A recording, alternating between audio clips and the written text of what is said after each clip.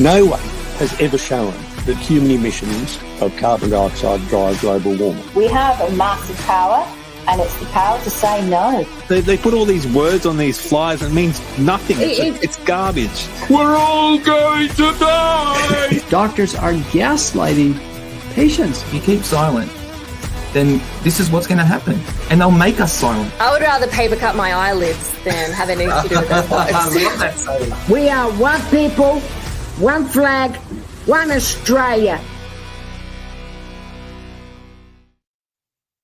Hi everyone, welcome back to another episode of the XCandidates. My name is Stephen Tribb, joined by Adam Zara. Now, Adam, through this week, did you finally work out what "where do you know" from means? Or Where do you know? No. Where do you know from instead of where do you come from?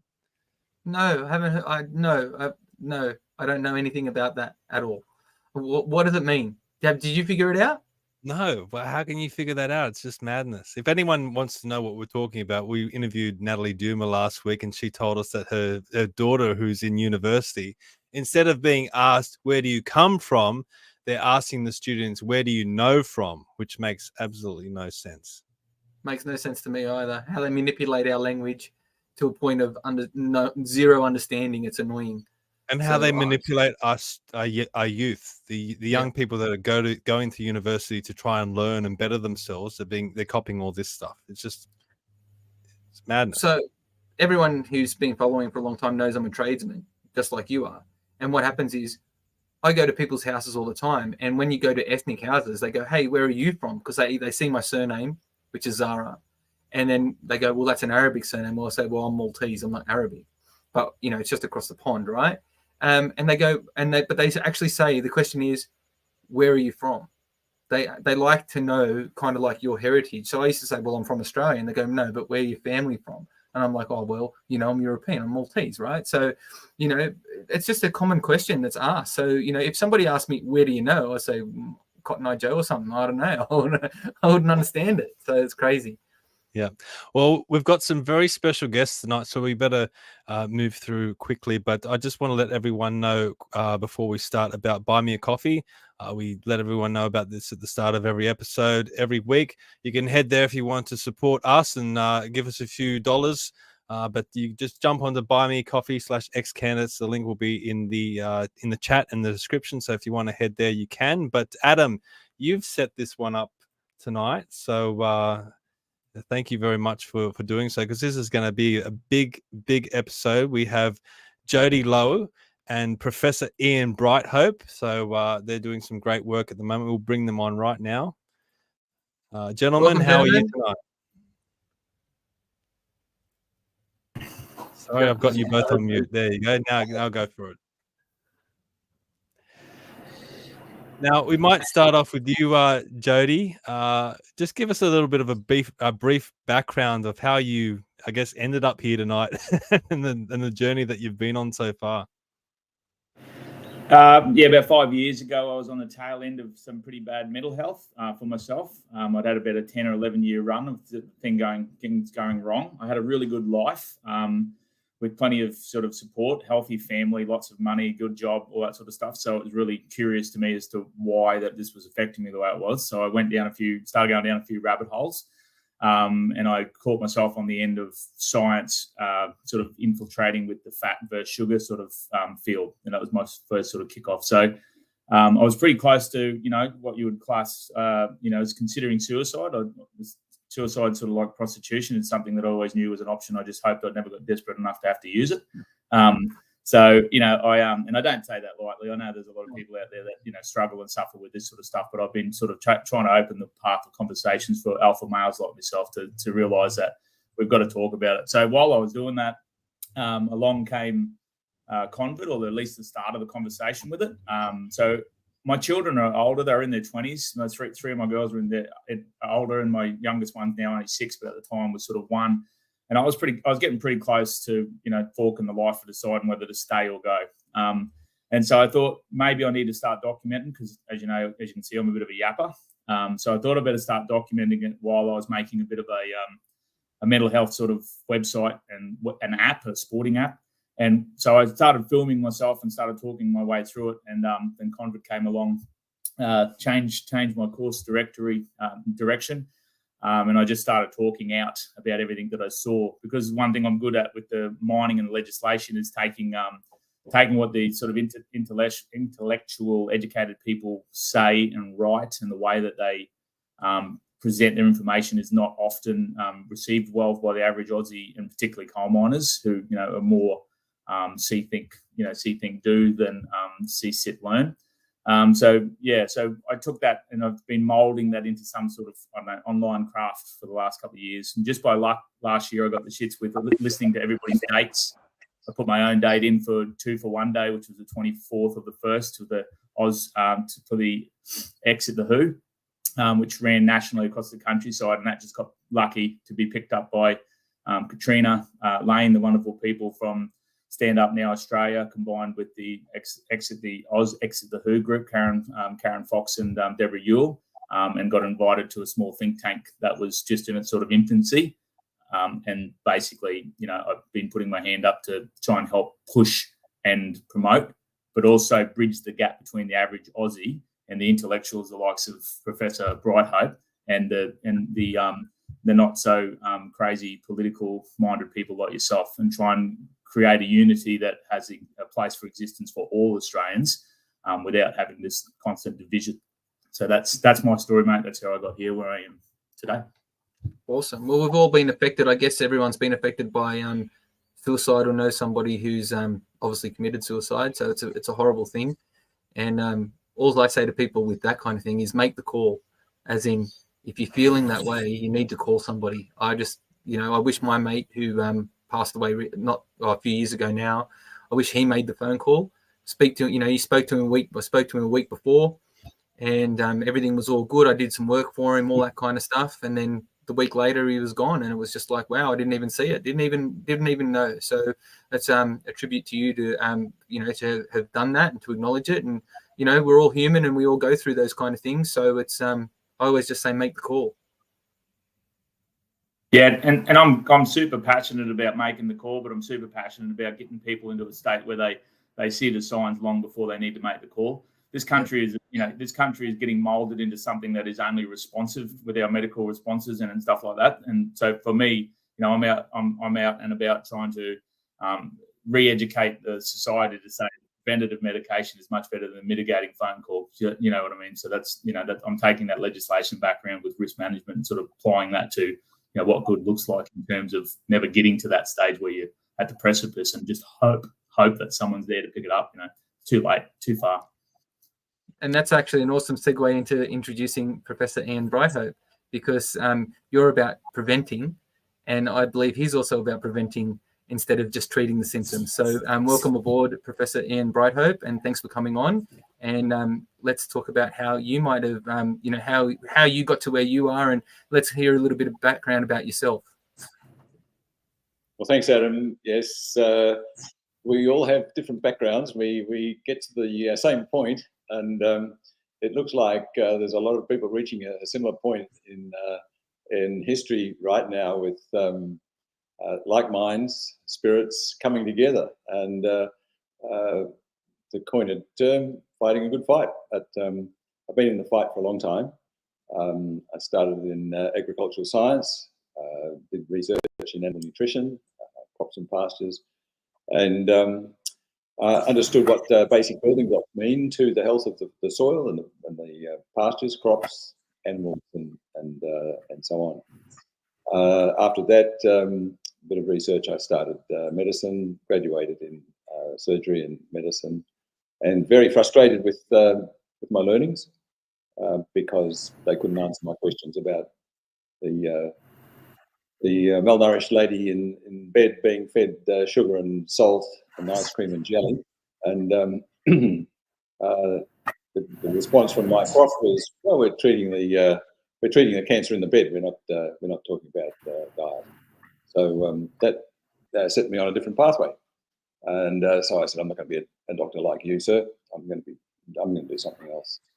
So set up a college of nutritional and environmental medicine, and trained a lot of doctors. It's still going after 45 years, training doctors to fellowship standard, specializing in nutritional medicine, environmental medicine. Unfortunately, the powers that be won't let it become a registered specialty because it's basically involved in the prevention of disease.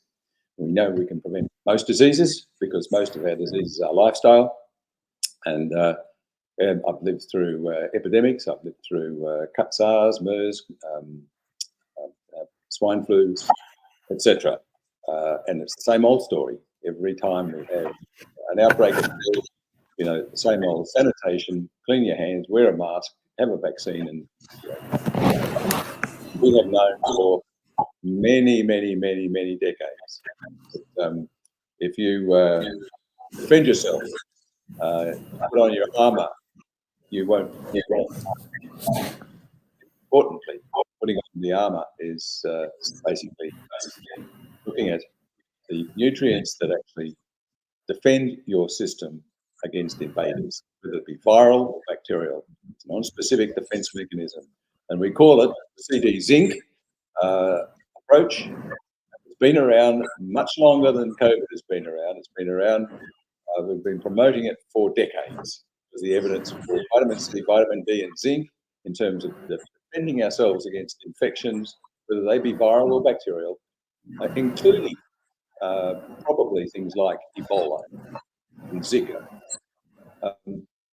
You know, the ignorance in my profession is profound. I've had to face the fact that about less than 5% of doctors are open to thinking about defences like this because of their training.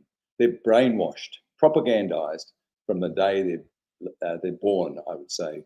You become a doctor after 6 years of primary school, 6 years of secondary school, 6 years of medicine, another 4 years of specialisation. You have absolutely no idea about healthy biology and making somebody healthy and optimising their health. You have absolutely no idea. And one of the things that I like Jody, Adam, Stephen and everybody to think about is let's get our doctors, organisations, I think it's about time they were actually approached in a very strong and diplomatic way to say, you're doing the wrong things. The AMA, the Royal Australian College of General Practitioners, should have taken advice about the vitamin C and D and zinc at the beginning of 2020 when we approached the Health Minister, the Prime Minister, the Chief Medical Officer, the AMA, the RACGP, the Specialists in Intensive Care, the unions, business leaders, approached all of these groups and individuals, but none of them took it on board. And that's when I realised that we were totally controlled, totally hijacked by the industry. Totally, completely. Absolutely. And when you consider the fights I've had with intensivists in intensive care, trying to save somebody's life with a high dose of intravenous vitamin C, and they point blankly refuse to do it, even in the front of a Supreme Court judge and lawyers for the families that want it. There is something seriously wrong with our system. So the Fightback Club, you know what to do. I just need to apologize quickly to Jody. I just put you on mute while you're not speaking because it's getting a lot of background noise. There must be some gremlins in your system. So if you want to speak, just hit unmute, Jody. So just let you know about that. But Professor, I've always got gremlins in my background, Stephen. There's always gremlins. It's probably there must be something that Jody's saying that someone doesn't like. But Professor, it's interesting that you brought up your background in agriculture, because I followed a guy in America. His name's Dr. Joel Wallach, and he came up the similar way, and he found that there's a big difference between how they'll view agriculture and how they view humans in terms of treating disease and treating different ailments and whatever. And the big difference is there's no insurance and there's no pharmaceutical companies in the agricultural industry. So if they need to fix something with a pig, they'll treat it with nutrition. If they need to fix something with sheep or cows or cattle, they'll treat it through nutrition. Whereas humans, it's completely the opposite. Have you found that as well in your experience?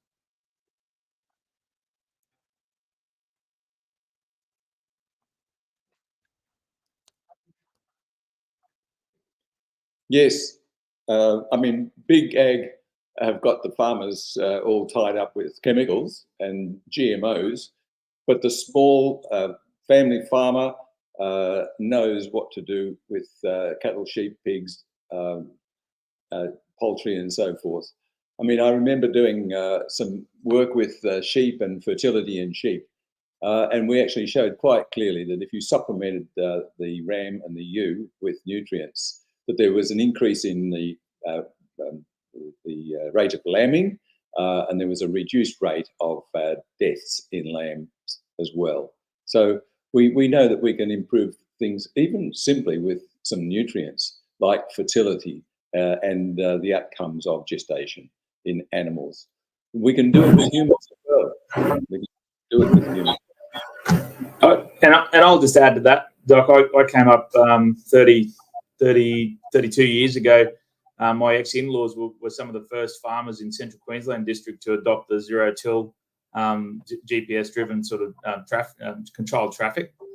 And they went from being, these heavy soil tilling, topsoil exposing sort of farms to these, agronomist-driven, science-based, farming where they were zero-till and they were just, letting the nutrients of the plant and the substructure and the root system stay together and hold the soil in, and the microbiology doing its work. So the reduction in the chemical that was needed, the reduction in the fertilizer that was needed. The soil wasn't getting washed away. The soil wasn't getting compacted by the rain. Using the simplicity of nature for the micro, and they were having 2 ton per acre of on dry land here during drought years when they first started, and the neighbours were baling their crops for hay and saying, "Oh, you got lucky again today. This year, ball, bloody rain straight down the fence line." And 2 years in a row, you just couldn't get these people to listen. So. I went on to having my own little farm down on the Murray River where we, strip grazing and understanding grass and rotations in nutrition. And you're right, like we knew how to, even with things like I've been talking about Woolworths food lately, we've been getting Woolworths and Coles are banging and people have been saying, well, they're cheaper. And I'm like, in Victoria, when I grew hay for horse people, they wanted a megajoule and a protein test for the hay. Just because it looked green and pretty didn't mean that they gave a shit about my hay. I had to give them a laboratory test to show them what nutrients, what value that hay had in it. So I knew I had to make sure that hay was on point before I could ever sell it to someone who gave a shit about their prize horses or their prize cows. And so just because the apple is green and sounds crunchy when you bite it, doesn't mean there's an ounce of nutrition left back into it if it's coming out of the wrong circumstances in which they grow it. So I just thought that was worth adding. It's interesting, fellas, that you're talking about agriculture at the moment, and I guess swinging it back to the mRNA and stuff. I know in my area we're a bit of an agricultural area, Campbelltown, just a little bit, 20 minutes, 30 minutes west of us or whatever, southwest. It's more agricultural land and stuff like that. And they were actually doing studies on mRNA vaccines for livestock. We all kind of know, I guess, how crap these mRNA vaccines kind of are and what they and how detrimental they are to the health. And we've spoken to other people about this before, and people who are really investigative and who are farmers, and they said, it's in a controlled environment, and that those cattle will be actually culled once the testing and stuff is finished. But my question to her and to you guys is that they wouldn't be testing it on animals and doing these kind of procedures if they weren't planning on introducing it to us or to our cattle in the future. So, do we see a bad, obviously with fertility rates and things like that, especially with the rollout of the COVID injection? We know that fertility rates and excess deaths have kind of gone up. No one ties anything to that, but it's pretty obvious. But what I'm saying is, these, with the vaccines and mRNA technology being injected into our livestock, is that pretty much the end of farming in Australia, do you guys think? Or is there detrimental effect to these kind of things happening, especially with our food supply?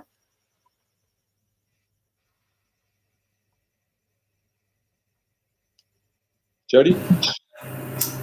Yeah, look, you can go 2 ways with it. You can go, playing God with the animals and playing around with it in a fashion where they create the problem and give us the solution. I mean, Sutton was the one that, through Victoria, signed off on the CSIRO grants, I believe, to start that mRNA vaccine facility, and now he sits as the head director of the biosecurity side of it. And that's where, we know that Gates flew over and had conversations with those grubs down there about it. I heard that early in the piece that that's what they were planning on doing, but it was more around the foot and mouth that, had never really seen the big problems. But obviously, scare campaign first, spend the money second, and then it becomes nature. So, I mean, I myself, can go the other way, which is all over the world, they're trying to control our food. And if this is the way that we, knock out a season or two of breeding stock, the same way the wind farm vibrations are doing similar things to, having crazy results on the livestock, coming out deformed, then, you could take it either way. But as far as I'm concerned, they can out of this stuff because, we've been doing it for a pretty long time. Up to you, Professor.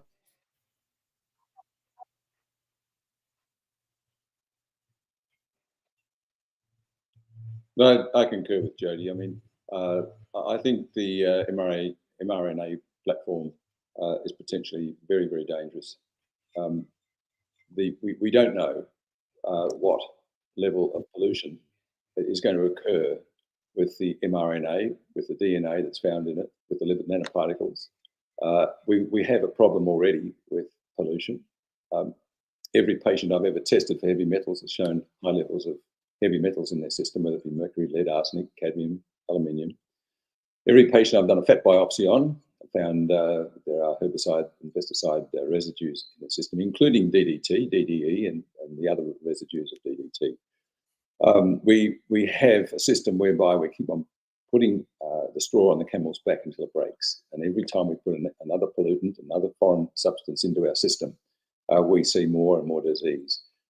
And what happens to the exosomes? What happens to the excreted mRNA breakdown products, the breakdown products of the spike protein, the peptides that are derived therefrom, and the lipid nanoparticle, which doesn't seem to break down at all, including the endotoxin that is carried in these particles. So I think it is absolute folly for humanity and science to continue on the mRNA platform, but it's going to continue until such time as we really will start reaping the diseases that are being created already in humanity as a result of the vaccines. So I am 100% against this. It is a technology that can create a lot of money for a very few people. It is like some sort of a cult has been a belief in a new god, and this is a cult as far as I'm concerned, and we don't need it. We know how to. Animals and plants have grown and developed for billions of years on this planet. We can continue to manage the diseases that occur simply by proper management, and by doing so, we keep a healthy planet, healthy animals, healthy soils, which is absolutely critical. We only have 4 to 6 inches of soil to grow our food on. If we pollute that with any of these substances, we end up with new deserts. And we are creating new deserts all the time. And as Jody mentioned before, the microbiome of the soil is just as important as the microbiome in our gut for the health of the planet, the health of our crops and pastures, and our food supply. Professor, it's really interesting that you talk about pollution because, people would say that carbon dioxide is pollution and we're on this net zero bandwagon, which in my opinion, I feel like that it's actually killing the earth more than anything. I mean, carbon dioxide's been around forever. We all produce it. Before humanity was really humanity, we were producing carbon dioxide. The earth knows how to, use it to its advantage. Obviously, plant food and all that kind of stuff. The pollutants that you're talking about, though, however, and it was really interesting because I did watch a video of yours and you were talking about pollution, and I'm like, I hope he's not on the carbon dioxide bandwagon because we'll log our heads here. But you're actually talking about heavy metals like arsenic and toxins like that. That's the pollution that you're talking about. Without going into conspiracy theory, I don't like that term because let's face it, it's 6 months to the truth. But we see the so-called chemtrails and things like that in the sky. I mean, it's not, you don't have to be a rocket scientist to see the planes flying over and leaving lines in the sky that are there for hours and hours and hours. And then the sun, tends to fade away behind this grey mist. Is that something, I mean, no one really knows, I guess, but could that be a contributor to the pollution that we're talking about? Or is it more about like car exhaust fumes or industrial kind of wastes in the chemicals and things like that we're getting in the soils? Yeah, they're the issues, Adam. If you're talking about exhaust from cars and soils, the inner suburbs of Melbourne and Sydney, if you grow plants in those soils do have lead and lead residues from car exhaust. That's just one example. But I mentioned lead, cadmium, arsenic, mercury. They're all present in to some extent. And detoxifying or chelating these metals out of the system is a part of healthcare for people with autoimmune diseases and some cancers, because we know some of these heavy metals are associated with cancers. But carbon dioxide is a naturally occurring substance that it can grow some pretty interesting plants and trees. And one of the crops that I'm very interested in, it's a fast-growing crop, and that is hemp. And what you can do with hemp is unbelievable. You can take carbon out of the atmosphere very, very quickly with hemp. You can use the hemp with calcium salts and make a foundation for roads, as well as using old tyres. You can make bricks out of hemp. They're better and more effective as far as insulation is concerned than ordinary bricks. They're fire retardant as well if they're made with the right salts and so forth in the right way. You can make crockery. You can make a lot of things out of hemp. Clothing, which is environmentally friendly and also friendly to your partner, because you can wear hemp for a long period of time, hemp socks and hemp t-shirts, and they don't smell from perspiration. So there you go. I mean, taking carbon out of the atmosphere and doing some services to your loved ones as well by not smelling. So I think it's very, very fast and harvested, and the carbon being used very, very effectively for what I mentioned, building and other materials. So carbon dioxide is absolutely essential. It's just like water for life. Without it, we don't survive. And so this business about humans contributing to global warming, I think the science is just like the science of vaccines. Vaccines stimulate antibodies, but the production of antibodies doesn't mean immunity. No way in the world, and that's a fallacy. So we've got to dig deeper to find out what is actually science and what really science is all about.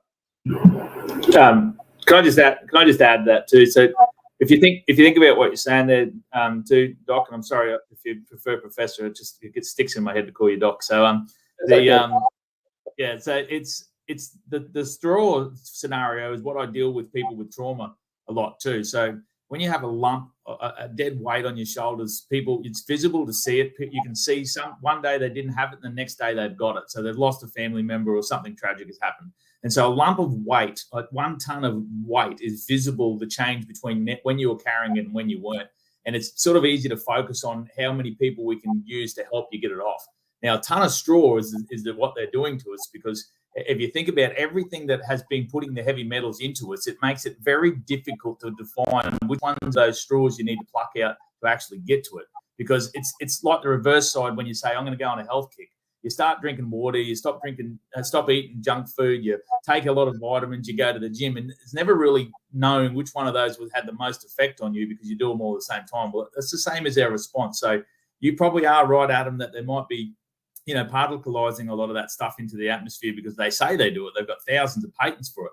But at the same time as they keep us busy, the conspiracy theory is busy looking up here. They're just putting it, into the waterways. They're just putting it into the stuff they spray onto the ground. And we know that the vaccines themselves are known for having that in there. Our fish have it in there. Our food has it in there. So, we're all running around doing the basics, looking up here going, conspiracy, true or not. But the reality is those little straws are just adding up in our bodies and giving systemic failure because of all of those little factors. And that's what they're really good at. They're really, really good at making sure we stay divided on every one of us here. will have a different idea. Though, if we said let's go tomorrow and get rid of heavy metals, we'd all just walk off in a different direction and say, hang on, I think it's this way, I think it's that way, and we'd lose 2 years of progress while we're proving to each other which way it is. That's what they're good at, keeping us the best of us, even divided on the way to respond to the problem. That's, pricks. But Jody, you're doing a lot right now and trying to bring a lot of these fragmented groups together. Can you tell us about the Aligned Council of Australia and also the National May Day initiative that's come out of that? Yeah, I'll talk to the small end of it, and obviously the doc's got the real sort of the back end side of it. I jumped in and was listening to these well-informed, educated professionals sort of talking. It was quite funny listening to the first meeting that they had where they were, docs like, I'm 40 years, 40 years of this. People were national presidents, local vice presidents of the AMPs and all this sort of stuff. And I'm like, I'm Jody Lowe, I'm a coal miner from Central Queensland. But, I said, what I do best is I take the words of educated intellectuals and turn them into something a bit more palatable for the average Australian. And I said, but I do like to use large words I don't quite know the meaning of in an effort to make myself sound more photosynthesis. And that sort of kicked us off with a bit of a giggle for the team to know that, that's what they sort of need, is to lighten, to be able to lighten up the load and take that really heavy hitting stuff that they talk about inside of the medical echo chamber and put it out to people that can take it, because we've been trained in these little 10-minute snippets. So what I took out of the meeting, the first meetings of the now Aligned Council of Australia, is that we basically want to start setting our boundaries like the sides of a bridge, and know that we are going to all walk from one side of the bridge to the other side of the bridge. And the boundaries are basically, somewhere to stop people falling off the side of the bridge. But realistically is that we're all walking together towards the same direction so that we unify. So I use the example that a heavy drop of rain in a storm isn't really that much, doesn't do much damage, but when you start putting 1 million of them together, you will flood and flatten anything that gets in its path. And that's where we are as a movement. So some of the heaviest hitters like like the Doc and AMPS and Duncan Trussell and Australia, Ausex is to who, with Karen Fox, Deborah Ewell, Katrina Lane, great work. Even Katie Saxby. What's Katie's last name? The wonderful lawyer that's been representing a few of the cases around and is quite close to the Barry Young case. These people are. We don't all want to wear the same hat. We don't want to wear the same shirt. We don't necessarily believe in all of the ways that I represent myself when I speak on my own channel. I can't listen to Doc, talk medical stuff all day, and he certainly couldn't listen to me waffle on with my rubbish all day. But we know that we have the same enemy. And in this country, while ever we're sort of fighting with each other about how we respond to that and not focus on that enemy, then sooner or later, with the ability for me and all of us here to have different opinions, different faiths, different ideology will be gone, because the enemy is not arguing every day. That devil worshippers don't get up every day and argue over how they're going to worship Satan for the day. They just get up and get on with it. So what we've been trying to do is start to unify our movements into these, instead of having these sporadic things where we have small followings sort of, I'm going to this one because I can't go to this one. Try and align that sort of stuff into trying to get as maximum value for the time as we can. So that starts in May. Obviously, the vote for the World Health Organization's Pandemic Preparedness Treaty and the changes to the IHR laws comes at the end of May. So we want to do it at the start of May to make sure we get as much publicity as we can to smack our federal members to say, you better know that this is going to be a political issue if you don't start listening to the Australian public. And for the people out there that are just completely, that think the Who's are banned and they're hoping to get free tickets, trying to give them some information about that as well, so they can actually understand what it is. So from the 6th to the 13th, we are calling the National May Day Call to Action. And it's basically, I'm trying to get all of the freedom fighting groups to stand in their power for what it is that they do best. They don't have to walk like me and talk like me, but you can run your event during that time so that we can start to streamline these things, so that if people want to need to take time off for a weekend or a long weekend away to be able to do it, we get 3 or 4 activities going. So that'll start That'll start on the Wednesday, hopefully. We're looking to, on the Tuesday and Wednesday, we're just going to start doing the niggly little things that the Fightback Club likes to do. Emailing all of the federal members, getting out and making sure that we call them out, send the emails, do the phone calls, start picking at the wound. Thursday, we're hoping to have the national press conference where the likes of the professor and some of the big hitters that they're hoping to get from overseas will be able to speak on the political forefront to make sure that the real information about the mischievous nature and of what the planned changes mean to our country, not the bull crap that we get up the front saying that it's medical misinformation. That'll be on the Thursday. On the Friday, we're going to try and get every single freedom fighting body to the federal member of their local area to make sure that they know that we are serious, and they know that they are in the firing line for the people that voted or didn't agree in the first place of them getting their position. And then on to the Saturday, we want a freedom fighting event where we basically sit back, do some more hugging and high-fiving and get to know and network and strengthen our unity. And I do not care if you are from the People's Revolution, the Stand in the Park, the My Place, the Stop the Rot, the Fight Back Club. All of that stuff needs to sit aside for the moment. The Hoodies heroes, they've all got their place, and they all are fighting the common enemy. And we need to stop worrying about so much about how we're fighting and worry more about who we're fighting. And so that's my long-winded version of where we're at with it so far. I've put the link in the chat if anyone wants to call in and ask a question or make a comment. But Jody, I'm sure there's a lot of people screaming at the screen right now saying, how do I get involved? Where do I go? How do I sign up? How do people jump on and get involved with this? I was hoping Katrina was going to send the email link for the ACA to you before this. She did sort of lean towards saying that she was going to be ready to go with this. So I'm hoping to reach out if she hasn't already. She's probably watching. Karen's just messaged me back. So we're hoping to have the email, to have the website for it. So the intent of the ACA website will be a single point of reference for all freedom fighting groups. So basically you could, I picture it like a one-stop shop for your flavor of resistance. So, if you're an aggressive frontline fighter who likes to stick their head right down deep into the muck, like myself, then, there's quite a few campaigns that you would jump onto that. If you are, debilitated or limited to the way that you can respond, you can go onto there, select some pre-made PDF type emails that are, well written and sensical with the correct sort of writing and legislation that are needed to give to your political member, stating the right sorts of things. So there's lots of information that's going to be on that website. It'll be the ACA website, so the Aligned Council of Australian website. And basically, it'll be like the marketplace of freedom fighting pushback.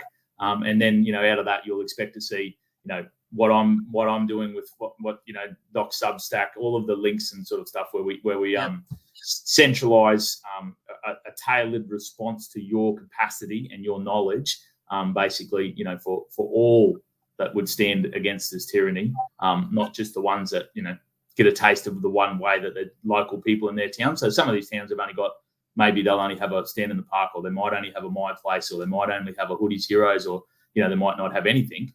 So isolation is the biggest thing of, what can one person do, said 7 billion people. So again, back to the storm story, we're trying to give them a place to make that storm one to be worried about. That's going to be really awesome to have that marketplace, and I'll be looking forward to seeing it as well. Professor Brighthope, I've got a question for you. Why, just from your medical knowledge and from some of the research I've done on you, I know you've been, awake, so to say, for about 40 years or a bit more than that, regarding, I saw an interview where, AIDS, the whole AIDS pandemic kind of, awakened, it just raised the flags and you started from there. Well, maybe before that, but I only can research so much of you.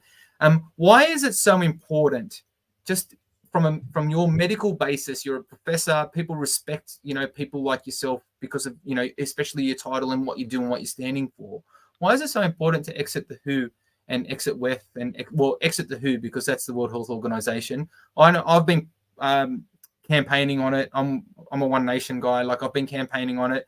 I listen to what Malcolm Roberts says and what Senator Hanson says and all those kind of people. And I've done my little bit of research and I hate it as well. And but why is it so important? And what is this treaty really gonna do? Because I've spoken to politicians about it and they deny that it even exists, even though it's across the table. So if you could, just with your terms, your medical profession, your background, let us know why it's so important to exit the WHO. Well, Adam, look, I'll just take up a couple of little bits that following on from what Jody was talking about. There are now over 25 organisations as part of the Alliance Council of Australia. And the total membership of all of those organisations is roughly about 700,000 people.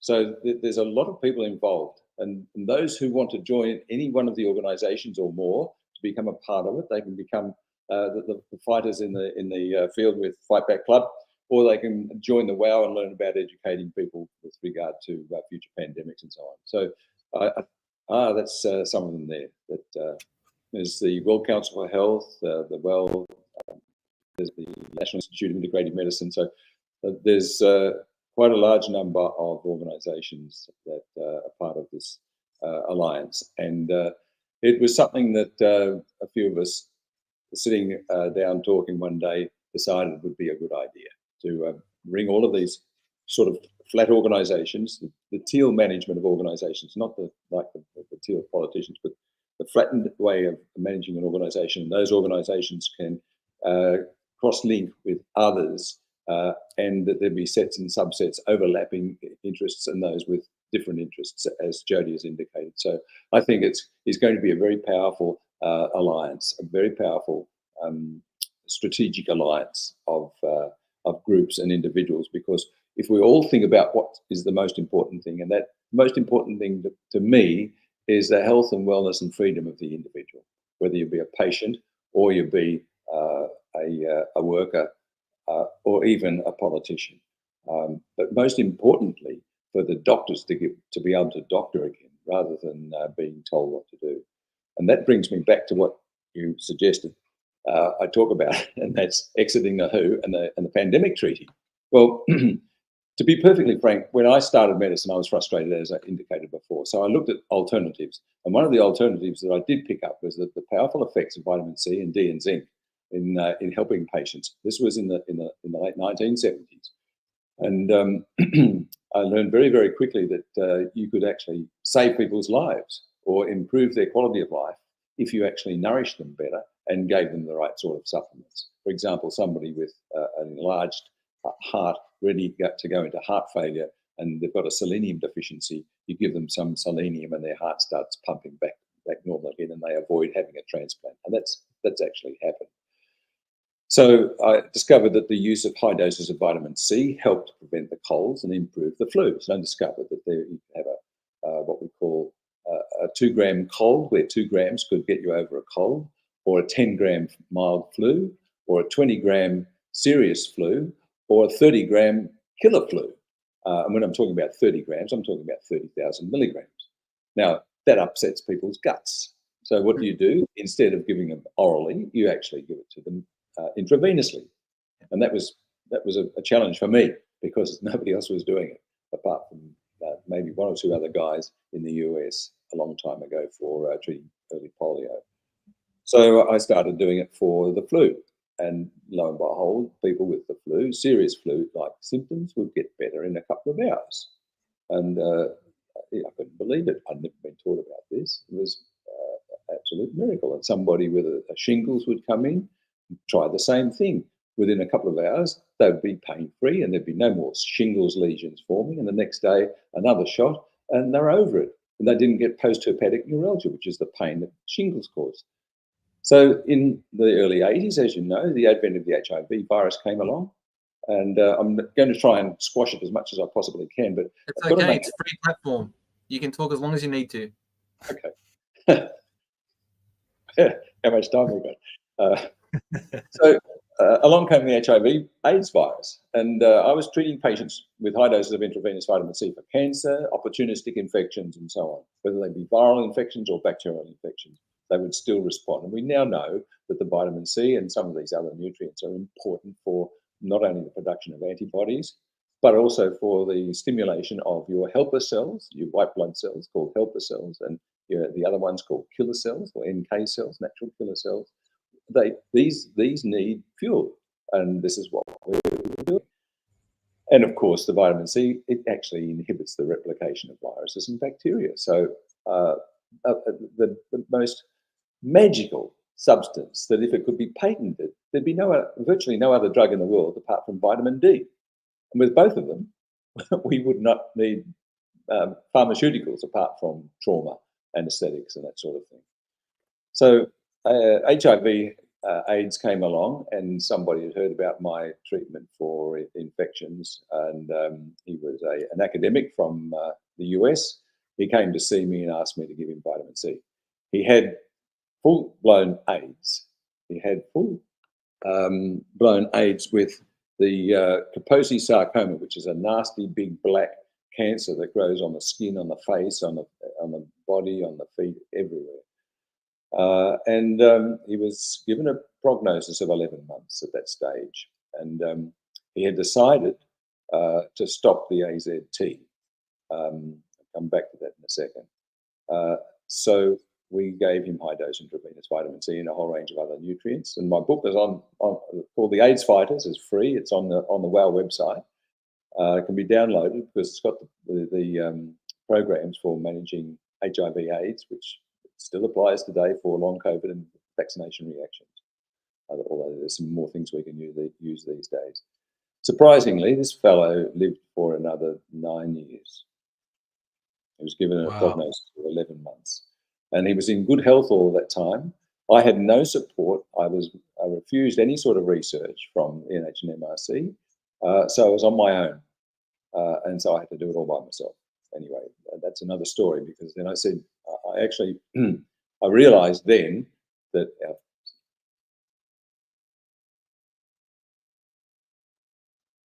Adam, you're on mute. Adam.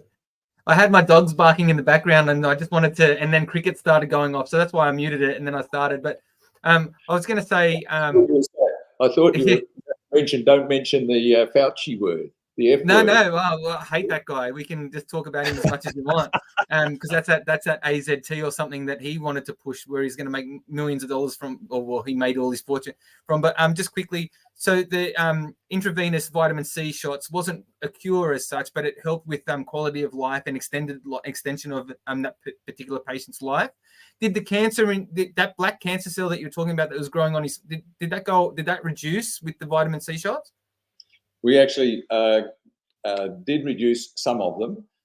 We gave him some intravenous hydrogen peroxide as well, and that helped to remove more. So it's basically looking at multi pharmacy or polypharmacy, we call it, even though we're using natural substances. We need to use more than one thing to attack all of the pathways that are involved in this sort of thing. So I realized something was seriously wrong then, because I was invited to give a lecture at one of the infectious diseases hospitals on what I was doing, because they wanted to do a study, because my patients were surviving and their patients were dying, and their patients were doing the Fauci technique, and that is the AZT. My patients went off the AZT. So I knew that there's something wrong there. And when I was basically told, yes, we'll do a study, after the study was started, they saw that my patients are doing better than theirs. And I got a phone call from the head of the hospital saying, sorry, Ian, we can't continue with the study. I gave a lecture at the hospital. I was laughed at when I mentioned zinc and the immune system, despite the fact that there'd been a lot of studies done in the early 80s even on zinc and immunity. I thought, there's something wrong with this system. And that's when I really got behind the College of Nutritional Medicine. I said, we've got to make this work. We've got to make sure that there are some doctors eventually, when it hits the fan, that we will be able to do something. SARS comes along, MERS comes along, swine flu comes along, and on one of my Substacks, I've actually put up a Substack on the use of high-dose intravenous vitamin C and how it's still not used in intensive care when it could be used to prevent people going into intensive care, prevent them dying in intensive care, get them off ventilators if they're on ventilators, It's just, that's it. Yeah. I mean, it doesn't cure everything. There are fortunate few people who, if you do the right thing with vitamin C and some other intravenous nutrients, you can actually put their cancers in remission. It's still the mainstay of treatment, as far as I'm concerned, for long COVID and vaccination reactions, although we do use ivermectin, we use bromelain, we use nattokinase, we can use a whole range of other things, including intravenous methylene blue. But the point I'm trying to make is, no matter how hard we've tried to get nutritional medicine, nutritional immunology, nutritional cardiology, nutritional psychiatry, all recognised by mainstream, we're still shunned by the mainstream. And, you know, the AMA and the RACGP are in cahoots, as far as I'm concerned, with a system that's corrupt. And for the example, the RACGP, to tell doctors it's not wise, it's not a good idea to test for vitamin D levels, and discourage them from testing for vitamin D levels. And when you challenge them, they don't respond. And they're also very much against the use of intravenous vitamin C in general practice, yet intravenous vitamin C is being used in many, many centres now around Australia and saving people's lives.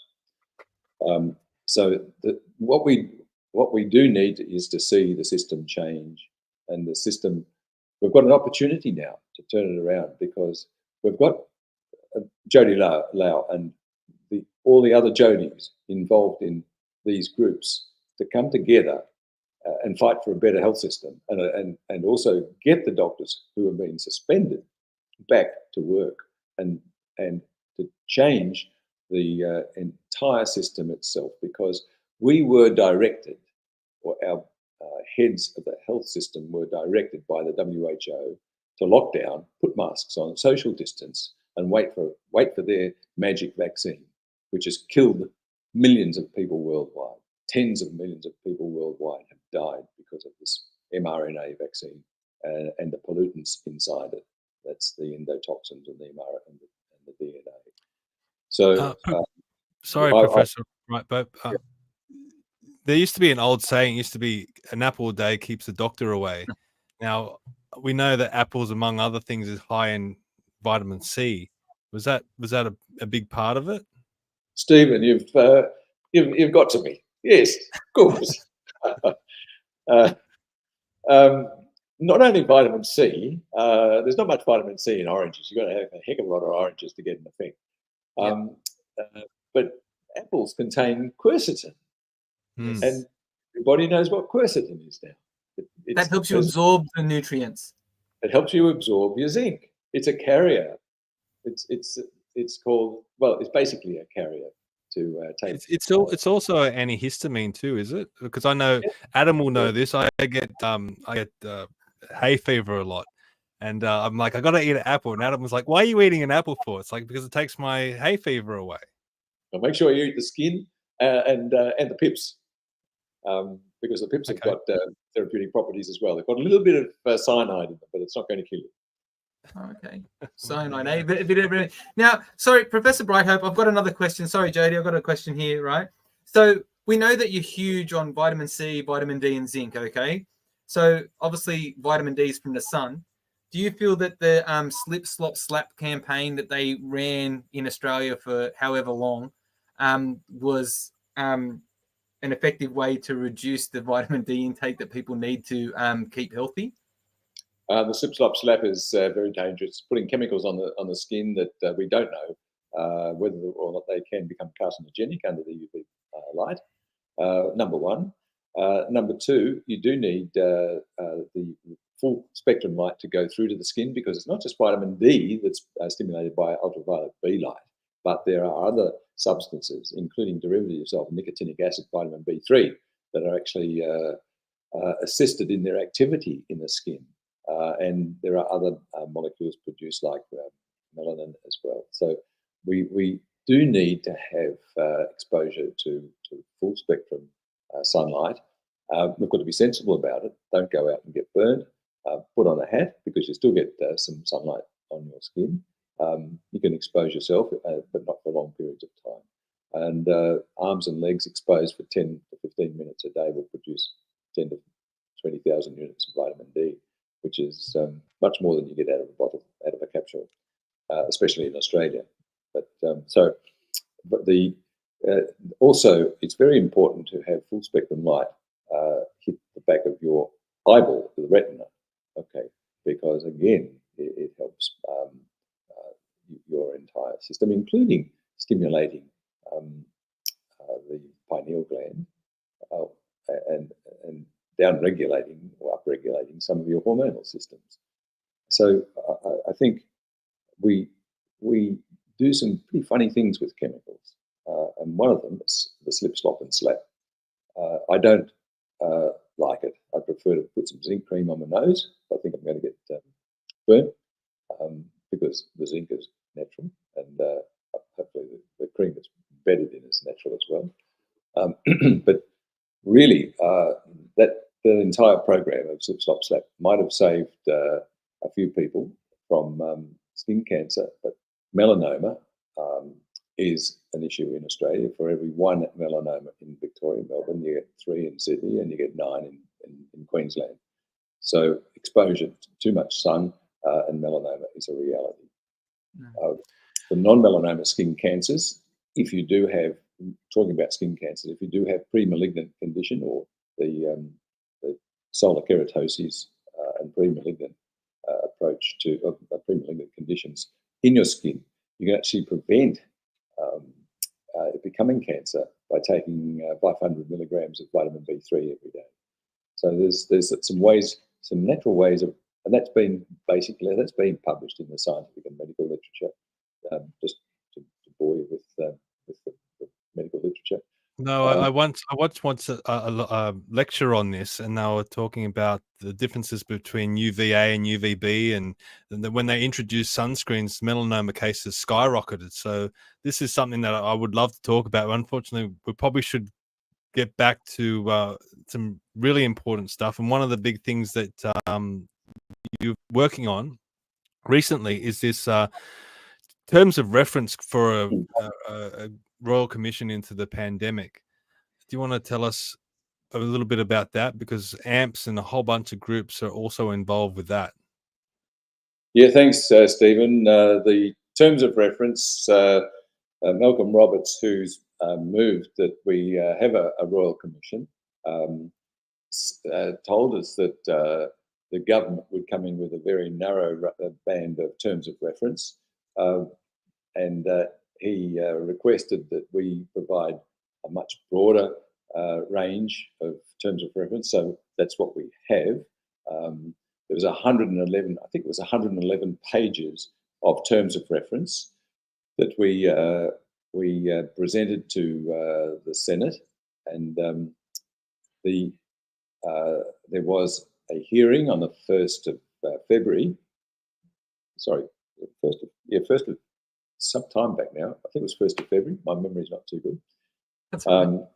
Whereby we presented the terms of reference and our arguments for a broad-based set of references for a Royal Commission.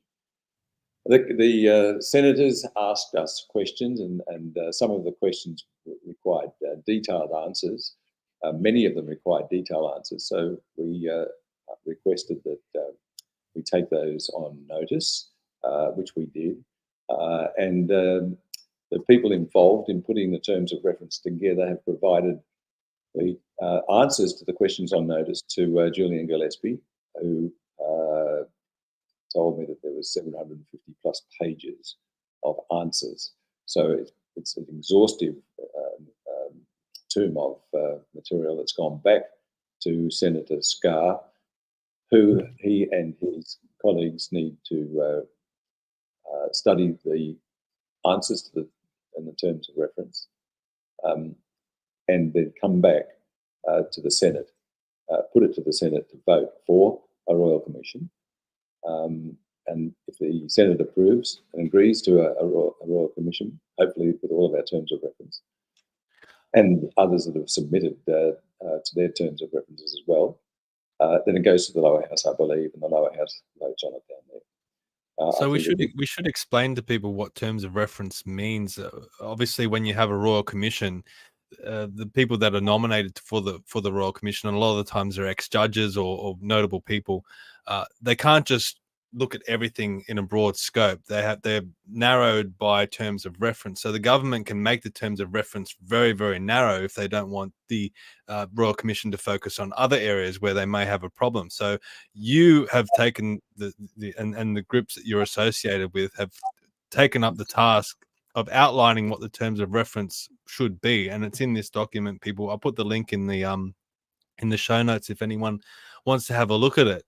But what you're really doing is trying to make sure that there's a thorough review and a thorough investigation of what happened during the pandemic without the government being able to skimp out and shy away from investigating certain areas.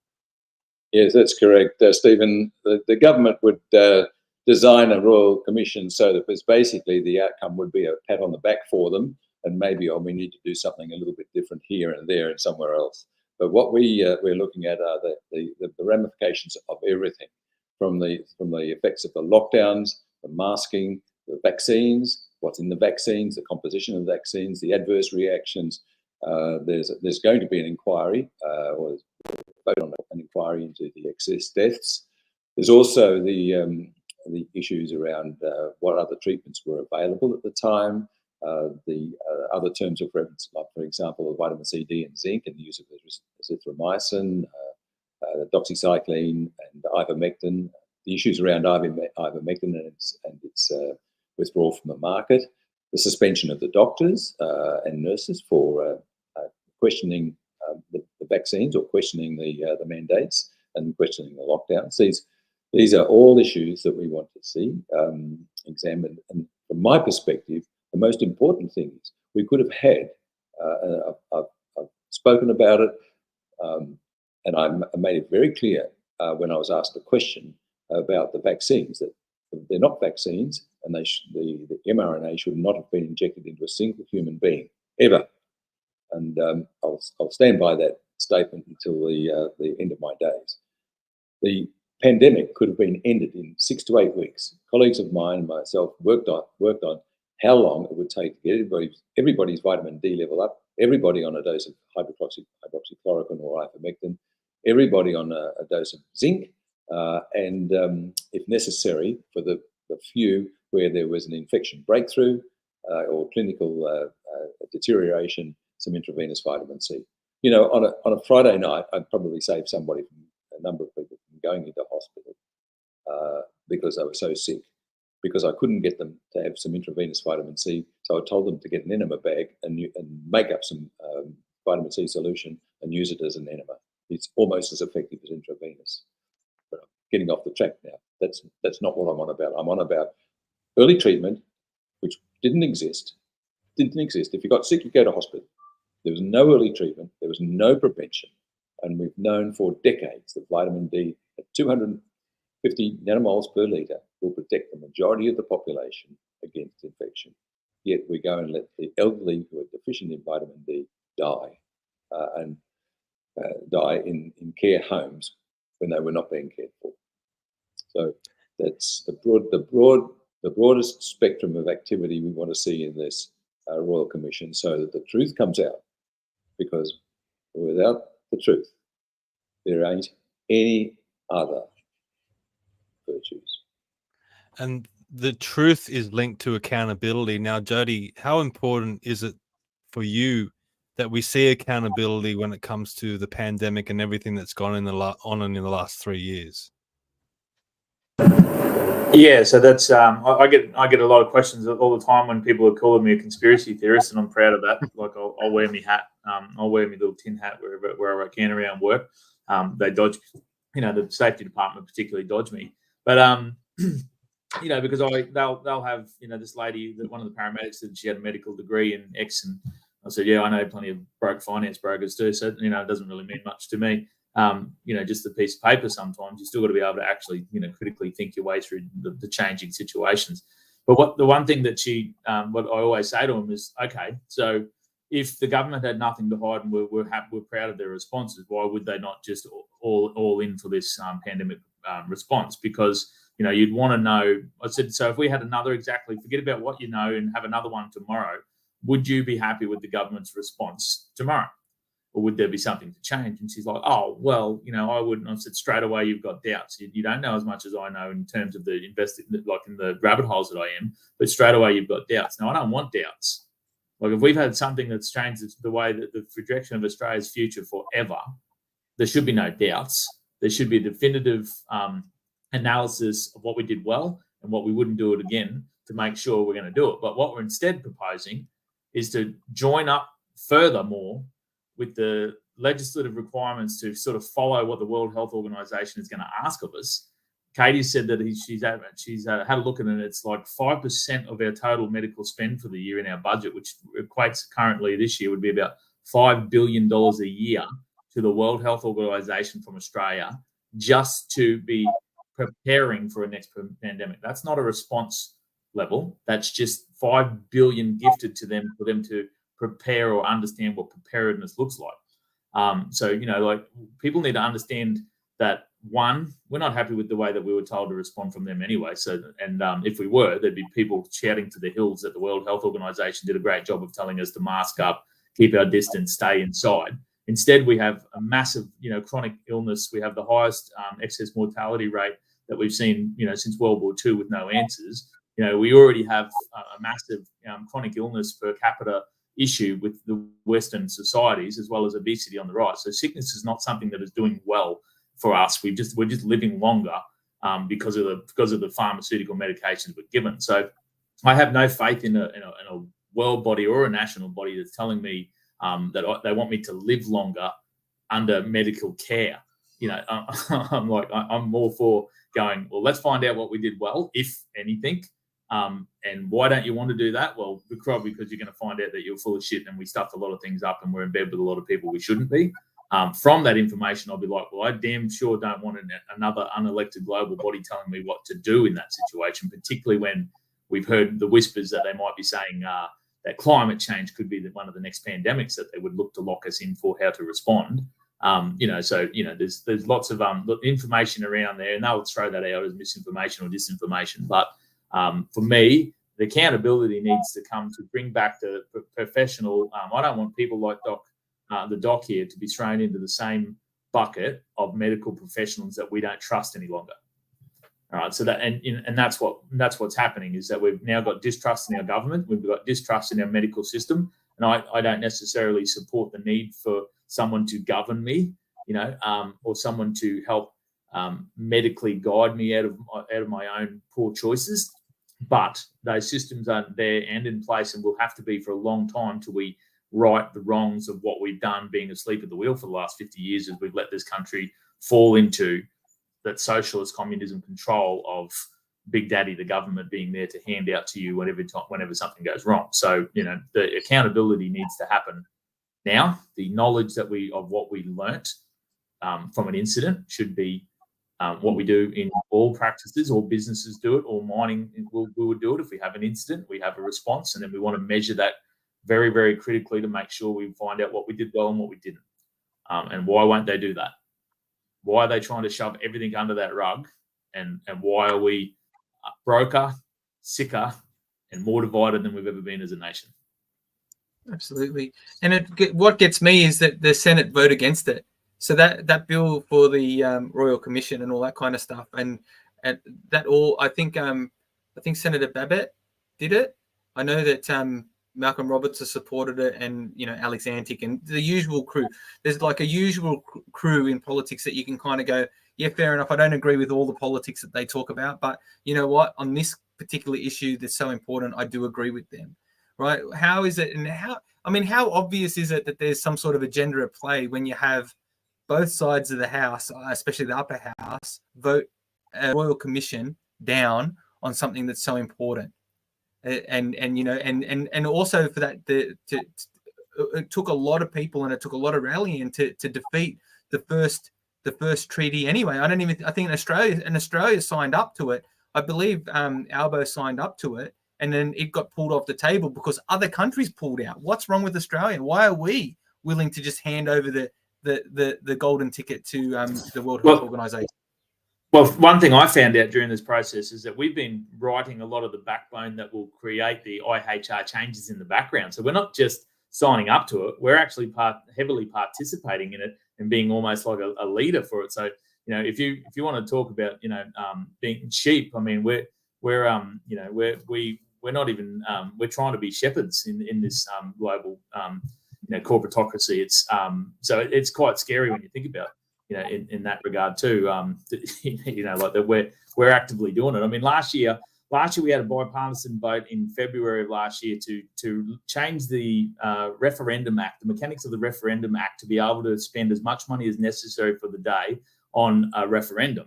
And that gave them the power to spend whatever they wanted to get the word out for the voice vote last year. And we know that it was in excess of 400, 500 million to waffle on about, yes, don't worry, guys, it's just a little change to just a tiny little change to the Constitution, and it's no big deal and it's not a great thing. I'm like, all right, well, if that wasn't a real big deal and you spent that much money and put that much time and effort in politically running around the country talking about yes and not very talking about no, then why the heck aren't we doing exactly the same sort of thing with something that was affected everybody, not just 4% of our nationality?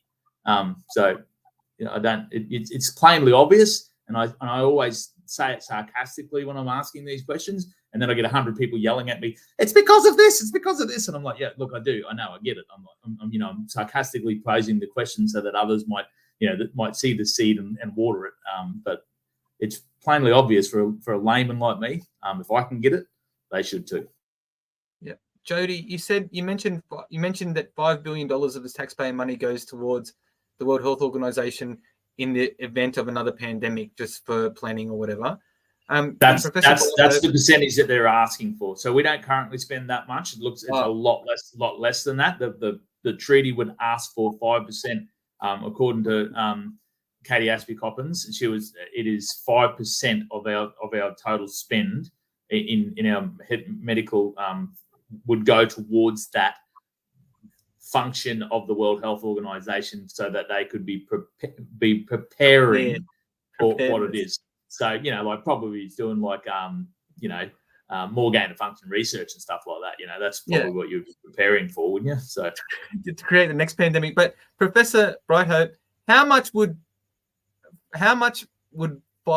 vitamin C and vitamin and zinc buy for the Australian population at $5 billion? So if we gave $5 billion, instead of giving $5 billion to the WHO, how many times over could we treat the Australian population of around about 27 million people with vitamin C, zinc, and then get that slap propaganda out of the way and get them out in the sun for half an hour a day?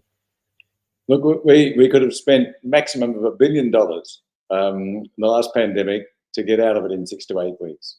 Less than $1 billion. Yeah, and that would have been what, three courses of hydrochloroquine. Oh, it's only a few cents a tablet. Yeah, it's we're talking about hundreds of dollars for the individual. We're not talking about big money. We're not talking about the sort of money that we wasted in the first couple of years of the pandemic. According to one economist, we spent it cost us $500 billion, almost $500 billion. This is insane, completely insane. And the insanity comes because we are putting into positions of power people who've graduated from university, who've had no real life experience whatsoever. And these people are theorists. And whatever department they're in, they are basically looking after themselves.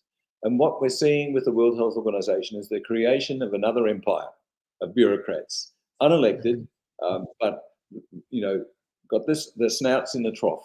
We've got to end this insanity, because the average person in the street in Australia is suffering because of the way that the pandemic was managed. That all the politicians, apart from a couple, are responsible for the damage that's been done to the country. We're seeing people can't afford a home, can't afford food, can't afford a holiday, can't afford to look after their pets that they got during COVID. that they're drinking too much. We've got a new breed of alcoholics. We've got a new breed of drug addicts. We've created psychiatric disease that didn't exist before. And this is all because of bureaucrats who do not know what they're doing. None of the medical bureaucrats in our system here have any idea about prevention and early treatment. That's why we didn't get it. Or they'll look at you and they'll say, well, there's not enough evidence. Well, there's been a lot of evidence for those out there in the field practicing for decades. Same with the World Health Organization. Not one qualified person in the WHO with respect to nutritional immunology. Not one. Yet that's the most important thing, is to get the building blocks right in every individual on the globe. You know, but the Gates, disease that we've got, the pandemic that we've got, apart from obesity and diabetics and so on, heart disease, the big pandemic we've got is a vitamin D deficiency globally. More than 50% of the globe. Bill, my friend Bill. Oh, I just said Bill Sorry. Gates. I said that's unfair, Doc. I said Bill Gates Did I miss didn't something? get rid of viruses for a long time. So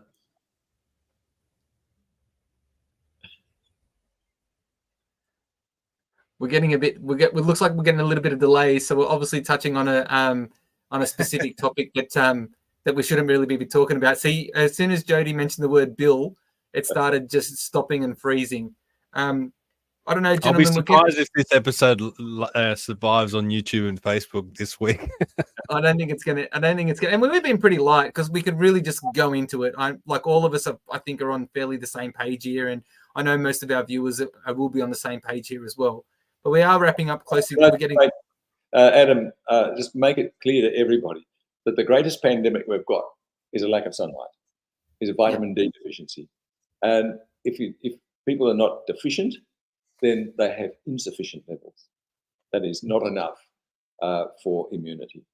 And there are all different categories of deficiency and insufficiency. But over 50% of the world is deficient in vitamin D.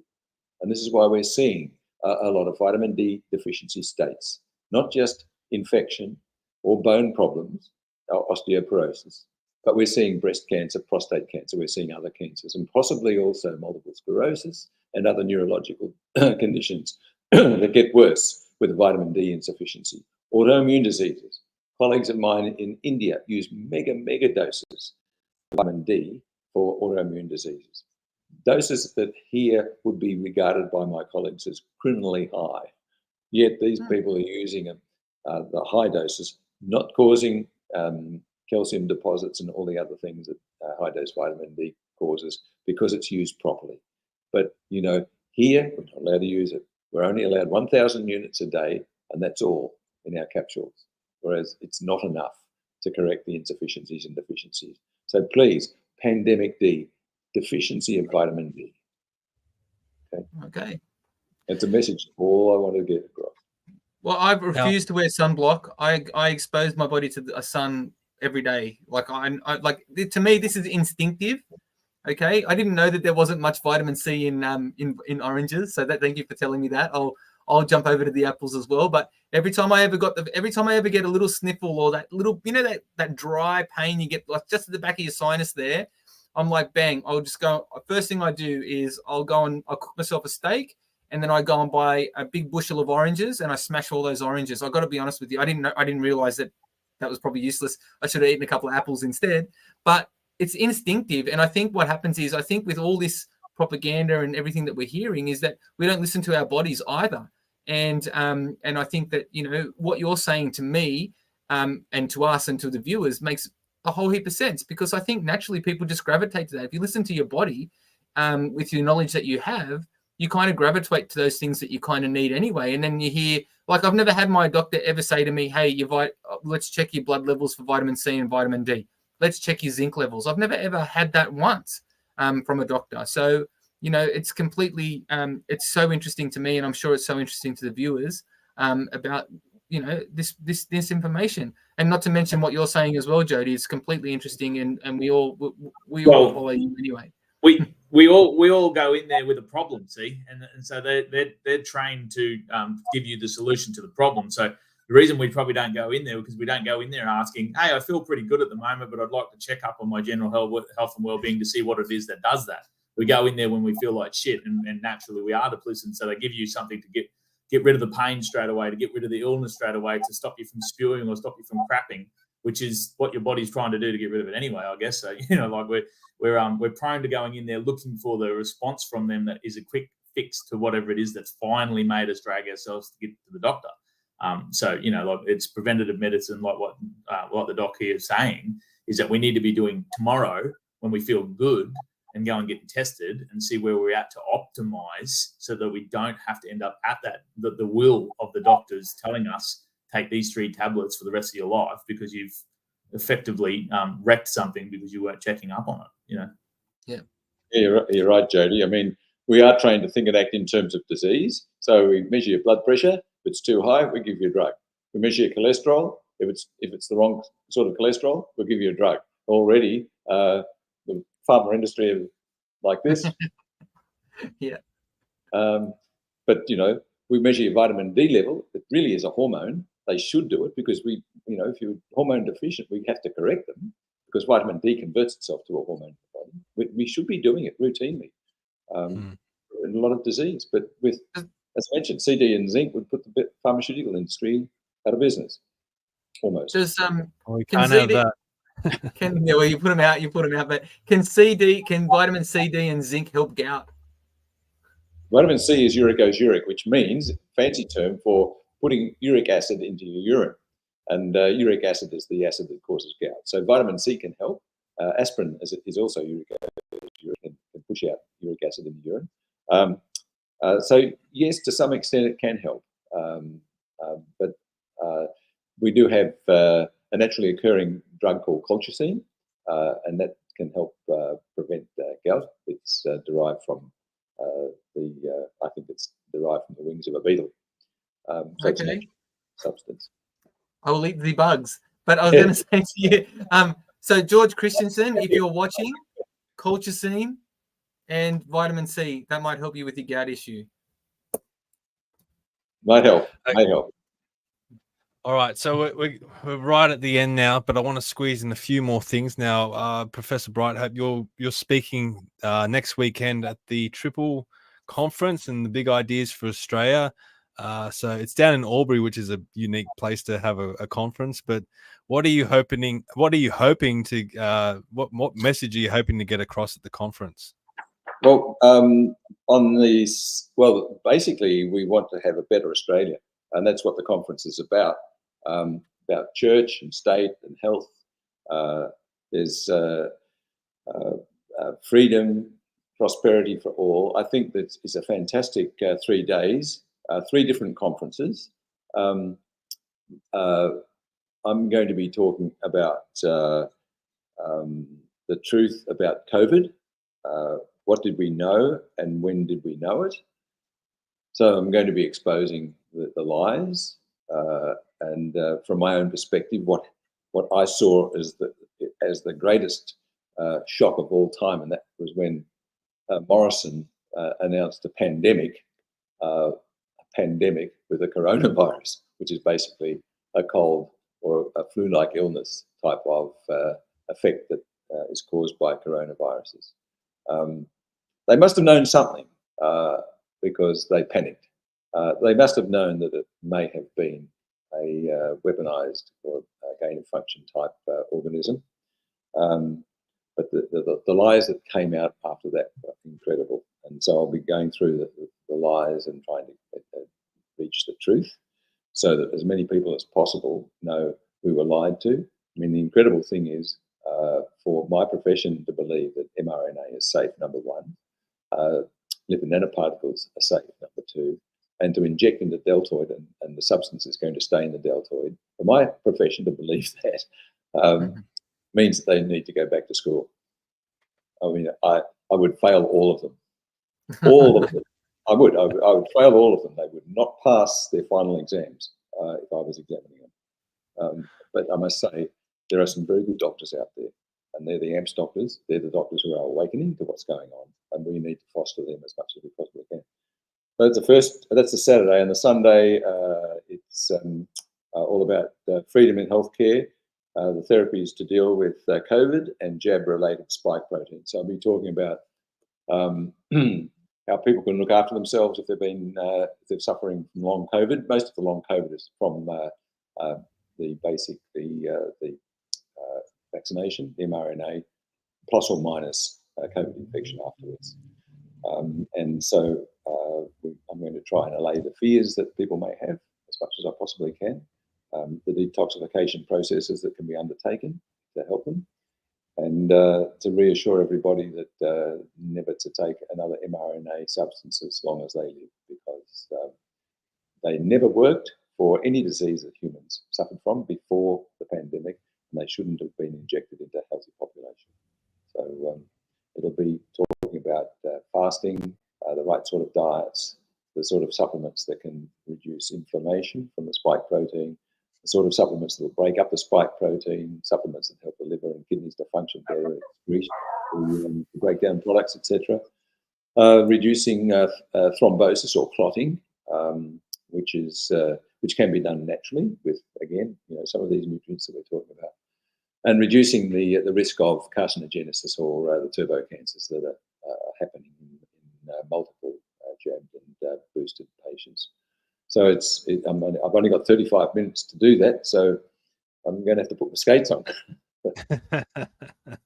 Well, that is the tripleconference.com. I'll put the link in the chat, and I'll put it in the show notes as well if anyone wants to check it out, and head all the way down to Albury. I don't know if I'll be able to make it, but I would love to be there because it looks like a fantastic event. There's some really great speakers, but we need to finish another road trip. Another road trip. Well, we can talk about it through the week, maybe, Adam. All right.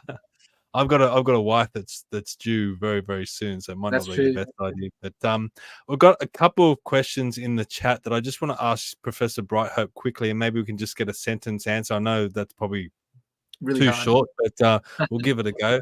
The first question is from Adam, and I'm going to struggle with this word here, but I'd love to know Ian's thoughts on fenbenzanol and its links to curing cancer if cancer is a parasite. Do you have a comment on that one? Its name is fenbendazole, and it is an antiparasitic drug like ivermectin is. It does have other properties. It does influence some of the pro-cancer pathways in the body. If I was going to get cancer, I think it would be one of the things I would have on my list of supplements, a list of medicines. Okay. Either that or some ivermectin, because the studies on ivermectin are coming out fairly strong as well in favour of its anti-cancer effect. Whether cancer is a parasite or not, it's not always that easy to determine. But we know that, for example, look, I won't go into it because it's going to take me down another track and it'll take some time. That could be another podcast. The next episode, next podcast. All right, we've got a question from Serena. What is the best vitamin D to take and how much daily, please? Look, the best vitamin D is vitamin D3 in the oil. You can get it emulsified and take it as a liquid or spray it into the mouth, but I find the oil in the capsule is the best. It's bioavailable, and vitamin D3 is the one to take. If you need it by injection, we can give you 300,000 to 600,000 units by injection. That's the equivalent of 300 to 600 capsules if you're really, really deficient. But for most people, the vitamin D3 is the best to take. And generally, we recommend for a 60 to 70 kilogram human around about 4,000 units per day. If you go above that, we would recommend having a test. But you can go much higher than that if you're deficient. And during COVID, we were recommending 20 to 30,000 units a day for short periods of time. So vitamin D is in higher doses. It's wise to take vitamin K2 with it to stop any calcium depositing in places where it shouldn't deposit. But vitamin K2 is also available, present in green leafy vegetables and organ meats. So okay. All right, last question. Last question from Patricia. Will vitamin C fruit-based oral powder rather than intravenous do the job? Good question. If you've got a sore throat, oral penicillin is enough to take for a penicillin-resistant bacteria that's causing a sore throat. However, if you've got pneumococcal pneumonia and you've got both lobes of your lungs full of pneumonia, oral penicillin won't work. You need it intravenously. So if you've got a serious condition, then intravenously. If you've got a self-limiting condition and you're not getting any worse, then of course the oral. And the best thing to do with oral is to take it every couple of hours as soon as you get a cold or flu-like illness until you get to bowel tolerance, then dose it back. And that should be enough to abort the cold or the flu. The best thing is to take a couple of grams every day, providing you don't suffer from any kidney stones. It's very rare for vitamin C to cause kidney stones or kidney damage. In fact, we use it to actually prevent some forms of kidney stones as well. So that's an old made myth about the kidney stone situation with vitamin C, but it will cause wind. I mean, the side effects of vitamin C, as far as I'm concerned, are wind, loose bowels, and chronic good health. So chronic good Very, health. very good. Well, thank you for that. I'm sure the viewers really appreciate your answers, but we're at the final segment of the show, and this is the most important part of the X-Candidates, and I'll start with you, Jody, because I'll get an answer from both of you, but it's called Build Your Own Fantasy Parliament. So the idea is that you're in charge of the next government of Australia, and you can choose 5 or 6 people that can be current politicians, former politicians, an expert in a certain field, maybe your neighbor, they could be living or dead, overseas people, people that have selected all sorts of different people, but 5 or 6 people to head up the next government of Australia. Who do you choose, Jody? I don't know about it. I went on Hoodie's Heroes and he asked me to finish with a prayer, so you got me in about the same sort of alignment here. I don't have a lot of faith in the people that have come through and been politicians their entire life. From what I've seen on this journey is that it's only really ever been the people that have had well-rounded lives dealing with people that will be better at it. So if I was to, the person that got me on this journey was Jason Miles. He ran as a federal candidate for the GAP, for the Great Australian Party. That's a great human. I met with Malcolm Roberts the other day before we went down to the Canberra rally. He was he's an ex-coal mining SSC, so he sort of has similar values and understands my small town sort of thing. I talked to Rennick a little bit. There's a lot of people out there that throw stones at everybody at every opportunity, and if you dig enough dirt up on someone, I'm sure you could defame them. You wouldn't want to see my meme history.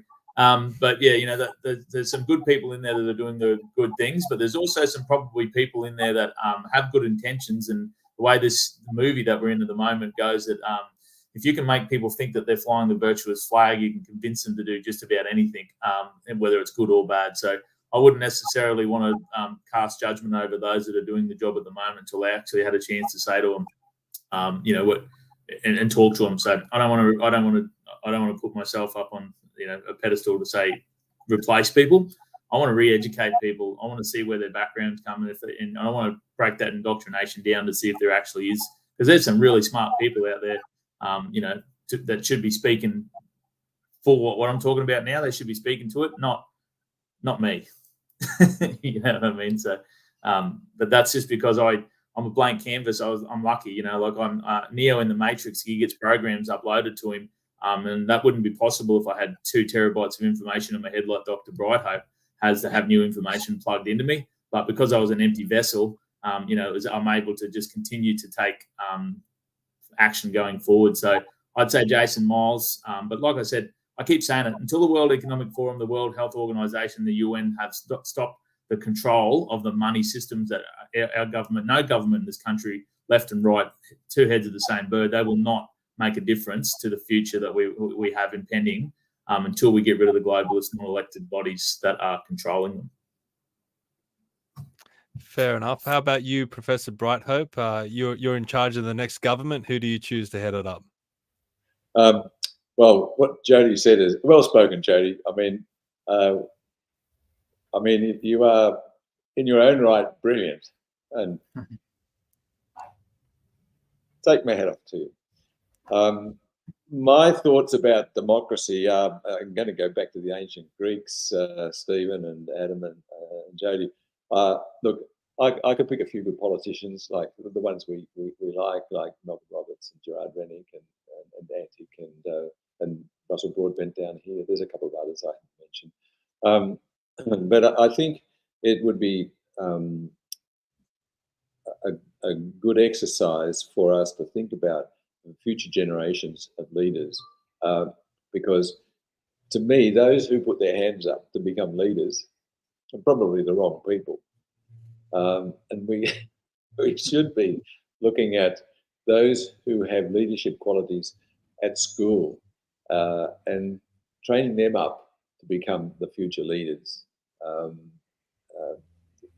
Young people who are smart, who are open, have open minds, clear thinking, can think critically, have particular skills, whether it be in economics or politics or health, engineering.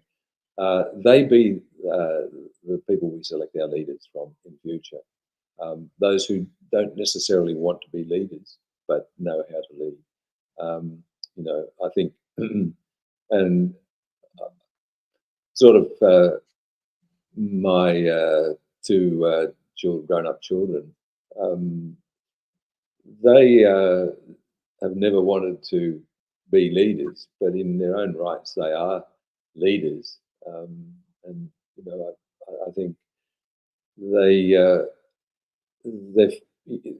future leaders will find themselves in Parliament, and they'll be selected from those who've grown up as naturally occurring leaders who are considerate of their fellow man and woman, only two genders, and will make sure that they consider the other person as important as themselves, rather than climbing the ladder. I've seen the leadership in medicine deteriorate to a point where we don't have leadership anymore, because it's the people who put their hands up who have the biggest egos, who want to be the leaders. And I mean, I could perhaps say I've been a leader in some aspect in medicine to some degree, but when I saw it was necessary for me to step aside and have somebody else take over, I bowed out gracefully. After 26 years with the college was enough. But I felt as though I never ever led them in a way a politician will lead an organisation. It was basically giving people the opportunity to learn and to grow and to develop. And I think that's my humble approach to the future Parliament. Probably won't be like Westminster, where swearing and cursing across put your mask on. They're very wise words, I would say. Yep, I agree. Very good choices. Both you guys have great choices and great ideals. And I guess it's ideals that you have had. Like I like the idea of capturing the youth who, I guess a reluctant leader is always one of the best. I think even the movies talk about that kind of thing too. So that's a really good one, Professor Brighthope. So awesome. All right, Stephen, I think we're almost at the end, are we? Yes, so we are at the end. Thank you very much, gentlemen, for coming on and giving us your insights and your knowledge and your activism, which has been greatly appreciated. So just to wrap up with everything, if you want to head to these, I'll put all these links in the chat notes and everything like this. But this is the Aligned Council of Australia. So this is the important movement that both Jody and Professor Brighthope are part of. You can head to this new website. It's just been launched. There should be a place where you can put your email in and get updates and everything like that. So head to that website. Also, Professor Brighthope has a Substack, which you can subscribe to as well. So if you want to head to his Substack, we'll put that in the link in the show notes as well. He also has a website. You're everywhere, Professor Brighthope. I can't keep up with all the different links and everything that you've got going on, but this is also a website that you wanted us to promote. It's this is the World of Wellness International. This one's getting a little bit of a revamp, but you can head here also and keep up to date with everything that Professor Brighthope has done throughout his career. There's a lot of books on there that you said that were free download of PDF books. So if anyone's interested, they can head to that website. And Jody, how do people follow you? Because I know you're very active on Facebook, and I don't do the TikTok or anything like that. But where can people find you and keep up to date with all that you're doing?